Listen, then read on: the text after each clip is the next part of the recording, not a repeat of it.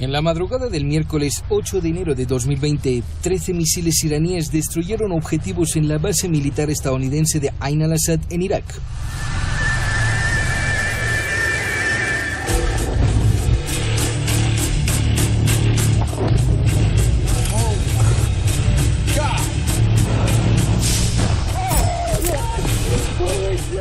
Antes del ataque, el entonces presidente de Estados Unidos, Donald Trump, había advertido que si Irán atacaba los intereses de Estados Unidos, Washington bombardearía 52 objetivos iraníes. Y la gente de todo el mundo se ha preguntado durante mucho tiempo por qué Estados Unidos no respondió al ataque con misiles de Irán.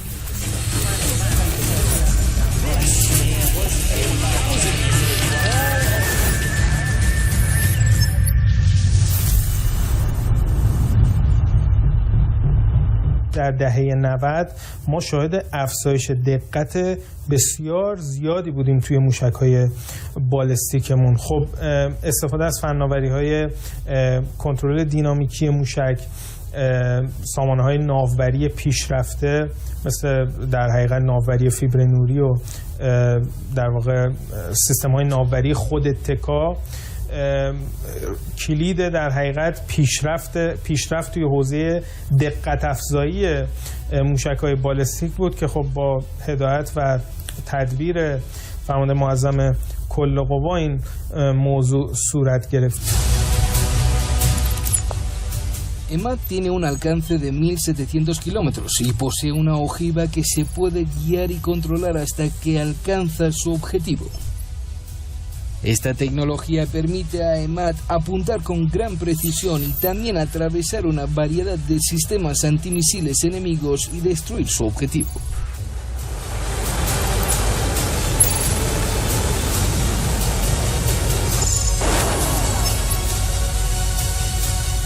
لذا ما اصلاح تکنولوژی کردیم و عمق ساخت و توان طراحی تولیدمون رو بالا بردیم. خود به خود این یک چیز رو به دشمن القا کرده که اگر ما میگیم ما هر بردی از موشک رو با هر کیفیت که بخوایم در اختیار داشته باشیم میتونیم داشته باشیم رو دشمن قبول کرد. توانمندی‌های خوبی تولید شده. ببینید ما امروز در حوزه موشکی جزء کشورهای 10 تا کشور اول جهانیم و چیزی کم نداریم. وابستگی هم به جایی نداریم. کاملا بومی شده. امروز از ایده تا محصول در واقع همه چیز ایرانیه و توسط ایرانی ها این کار داره انجام میشه. اینی که دارم میگم نه اینکه فکر کنید این کار فقط تو سپاه انجام میشه، نه، این کار توسط کل کشور، یعنی ما دانشگاه ها کمک میکنن، شرکت های دانش بنیان کمک میکنن، مجموعه های مختلف وزارت دفاع محور هستن، مجموعه خود نیروی هوافضا و یک کار جمعی این کار داره انجام میشه. En 2017 se exhibió otro logro asombroso de la industria misilística de Irán. El misil Khorramshahr debe considerarse el misil iraní más mortífero y letal debido a su ojiva de 1.500 kilogramos. Sus 3 ojivas pueden explotar simultáneamente y multiplicar la intensidad de la explosión. Este misil balístico, que tiene un alcance de 2.000 kilómetros, se engloba dentro de la categoría de misiles de combustible líquido. No obstante, la tecnología utilizada para producir el combustible de este misil difiere de la de los combustibles convencionales. شاید بعضی این سوالا بکنن که خب هدف از ساخت این حجم موشک‌های متنوع چیه؟ یه موشک با برد 400 کیلومتری، برد 800 کیلومتری، نمیدونم با این حجم که با این حجم، اینا همش فلسفه داره و در یک ارتش توانمند، در یک نیروی مسلح توانمند، هر کدام از اینها قطعه‌ای از یک پازله که اون سپر دفاعی شما رو کامل میکنه. Desde el principio, la industria misilística de Irán siempre se ha movido hacia el establecimiento de la supremacía de los misiles y como consecuencia de ello cuenta con un poder de disuasión frente a las amenazas enemigas. Para lograr estos objetivos era necesario que los ingenieros y científicos iraníes diseñaran enfoques apropiados al monitorear de cerca los movimientos de los enemigos y sus capacidades amenazantes. Debido a estos factores, la diversidad misilística de Irán es el resultado de las diferentes amenazas enemigas y en ocasiones las acciones han superado a las amenazas. Estos mismos factores contribuyen a los avances de Irán en el campo de la defensa, que a su vez captan la atención del mundo más que nunca.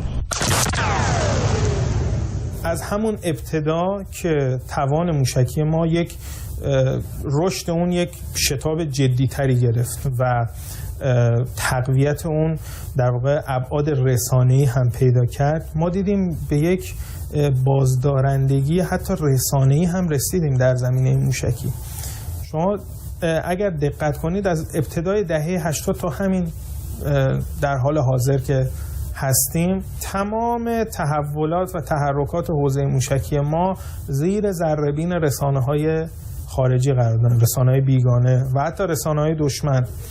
و در حقیقت کوچکترین تحرکی اگر از در حوزه موشکی مشاهده بشه با یک وسواس خاصی نسبت به پوشش اون، تحلیل اون، نسبت به در واقع ارزیابی اون عمل میکنن. بارها میان این موضوع رو سرخط خبرهاشون میکنن، سعی میکنن که با کار روانی روی این موضوع این مسئله رو به عنوان یک تهدید نشون بدن و ازش استفاده بکنن برای تحریم‌های بیشتر، برای صدور قطعنامه‌های تحریمی علیه ایران و به نوعی جلوی این کار رو بگیرن.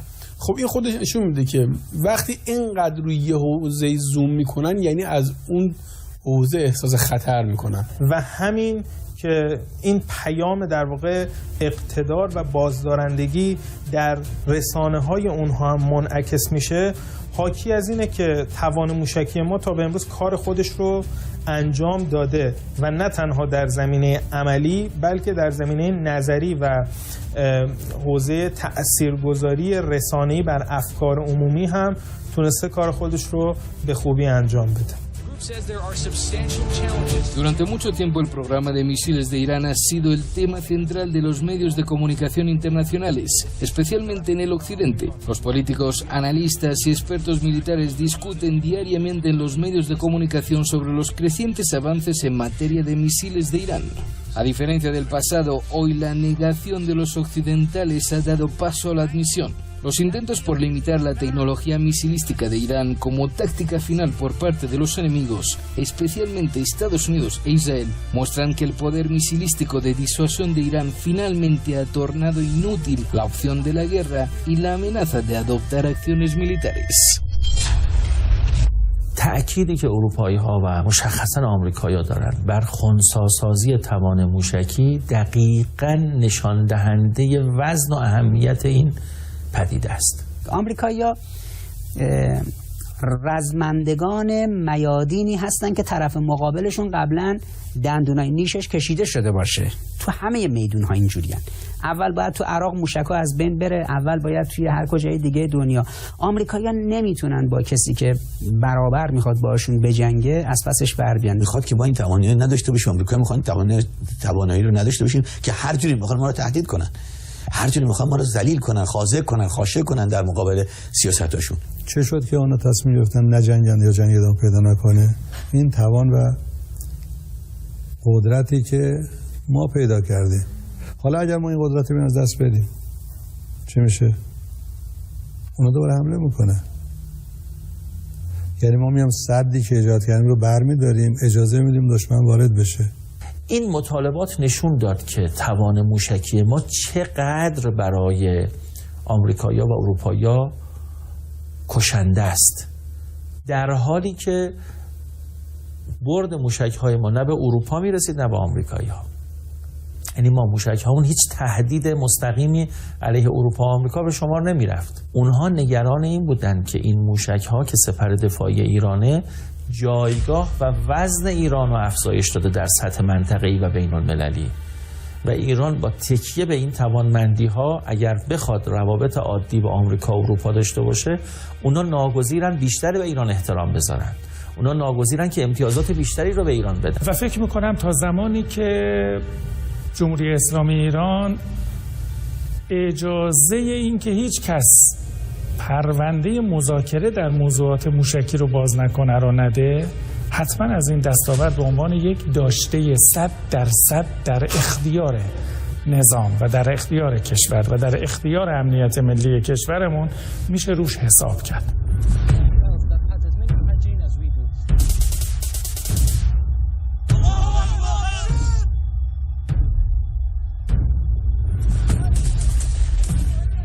En 1999 se forma un grupo extremista wahhabí en Irak y crece gradualmente en tamaño.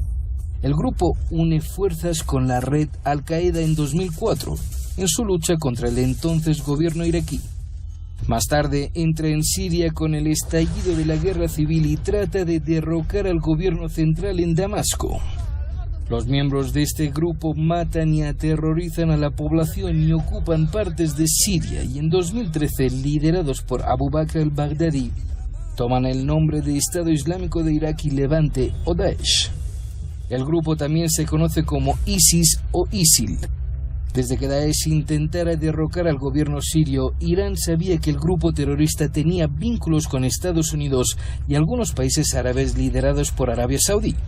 Años más tarde, altos funcionarios estadounidenses que previamente habían negado vínculos con Daesh admitieron que habían ayudado a crear y armar al grupo terrorista con la ayuda de sus aliados en la región.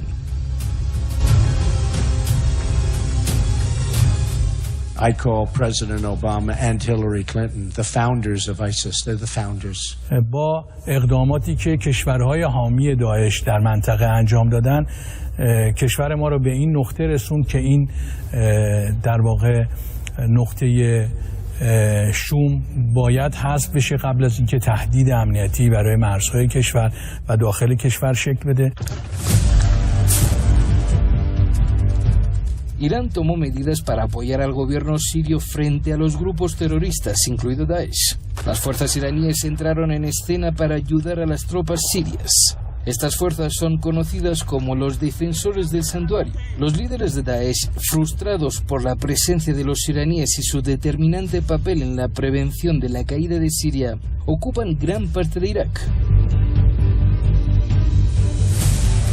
La fuerza Quds del Cuerpo de Guardianes de la Revolución Islámica, bajo el mando del teniente general Qasem Soleimani, quien también estuvo involucrado en la lucha contra Daesh en Siria, lanza una batalla sin cuartel contra el grupo terrorista en Irak a medida que se acerca a las fronteras iraníes. La fuerza y la creatividad de los iraníes en los campos de batalla obligan a los terroristas de Daesh, que habían ocupado gran parte de Irak, a retirarse repetidamente después de sufrir muchas derrotas. Estas derrotas supusieron un alto precio para Daesh, que en ese momento había agregado la alegación de ser un califato global a sus pretensiones anteriores.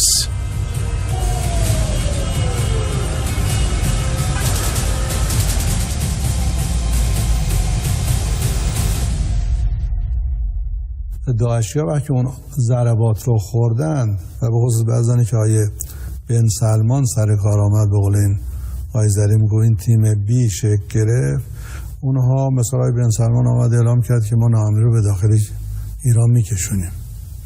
خب طبیعی است با آقای داعش که مال آمریکا و عربستان و همین کشورهای دیگه است که کمکشون میکنن، بالاخره باید هم میتونستن برای ما کاری بکنن، این کار رو انجام بدن.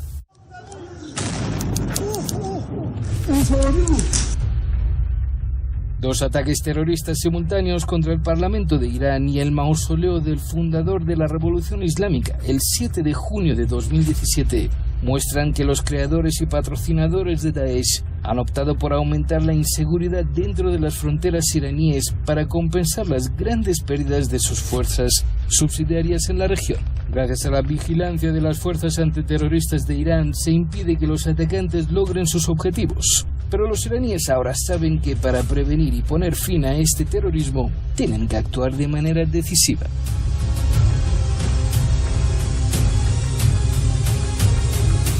همه بدونن، هم دشمن بدانه، هم دوستان با اخلاص بدونن، هم اون دوستانی که گاهی دلشون میلرزه بدونن جمهوری اسلامی مستحکم ایستاده است و بدانید اونا نمیتوانند به ما سیلی بزنن، ما به اونها سیلی خواهیم زد.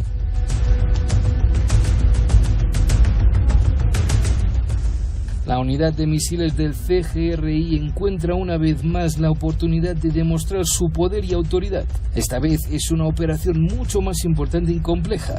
Décadas de esfuerzos por parte de los ingenieros y especialistas en misiles iraníes están destinadas a lograr su objetivo en una operación de misiles y dar una respuesta aplastante al enemigo.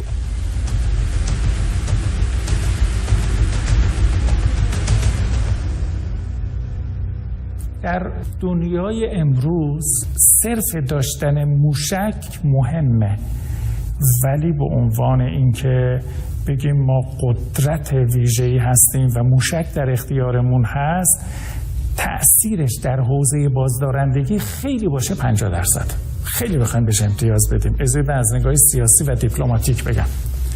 اما مهم اینه آیا جرأت اینه که این موشک رو در راستای تامین حداکثری امنیت ملی به کار بگیری داری یا نداری؟ خیلی از کشورهایی که تو منطقه هستن تبدیل به انبار تسلیحاتی پیشرفته غرب شدن.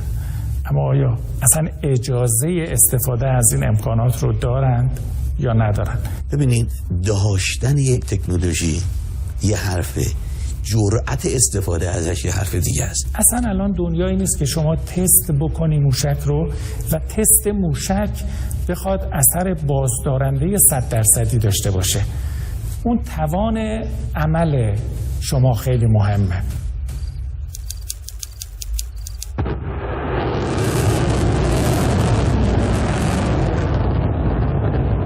Diez días después de que los terroristas takfiríes de Daesh realizaran operaciones en suelo iraní, 23 del sagrado mes de Ramadán, una unidad de misiles en cooperación con la fuerza Quds del CGRI lanza una operación llamada Laylatul Qadr.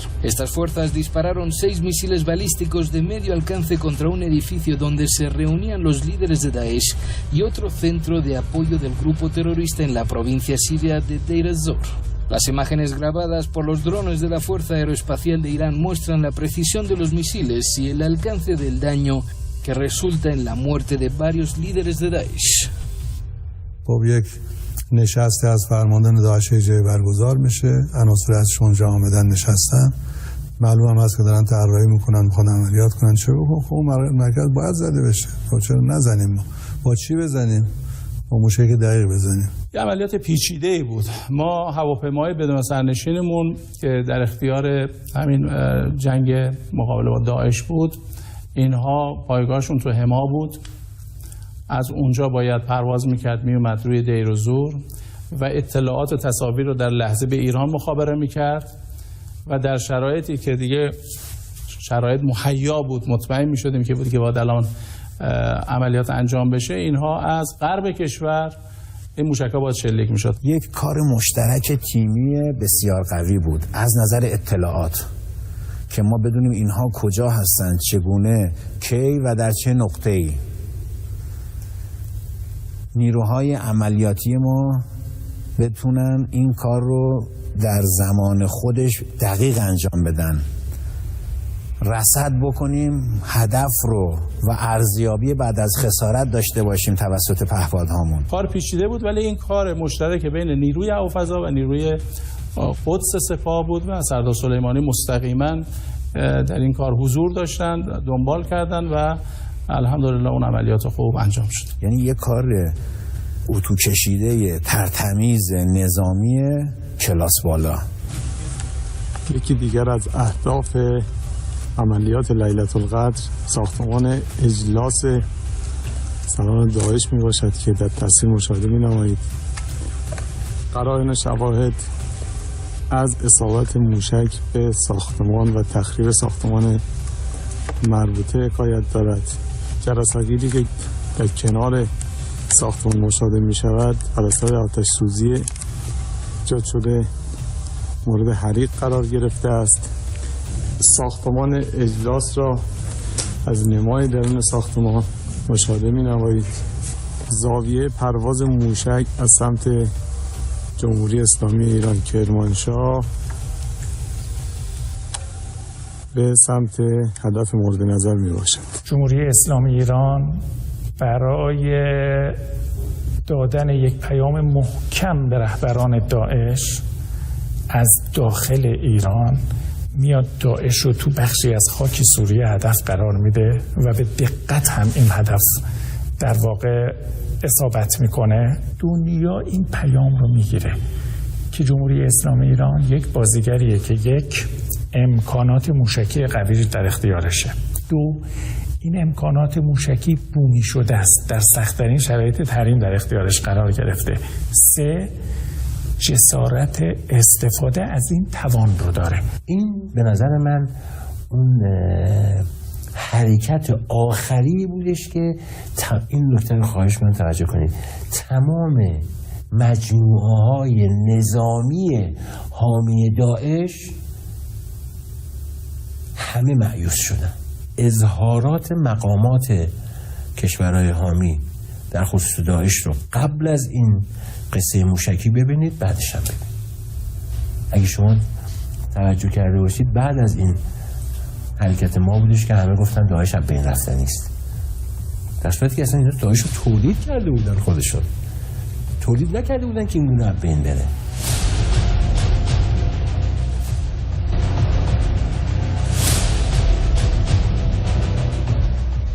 La operación capta la atención de todos. La operación Laylatul Qadr también es importante porque Irán revela uno de sus misiles por primera vez. El misil superficie a superficie Zolfaghar es otro misil guiado de precisión de la clase Fateh.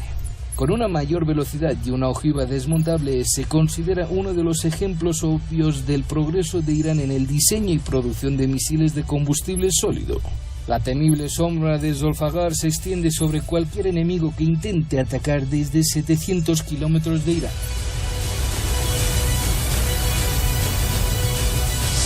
و بعد از اون عملیات مشابهی که ما در منطقه کردستان عراق علیه گروه‌های تروریستی که از خاک عراق سوء استفاده می‌کردن، از خاک در واقع اقلیم کردستان و علیه خاک جمهوری اسلامی عملیات‌های تروریستی انجام می‌دادن، اون هدف قرار دادن این نقاط هم به نوعی تحکیم اون پیام عملیات دیر و زور بود.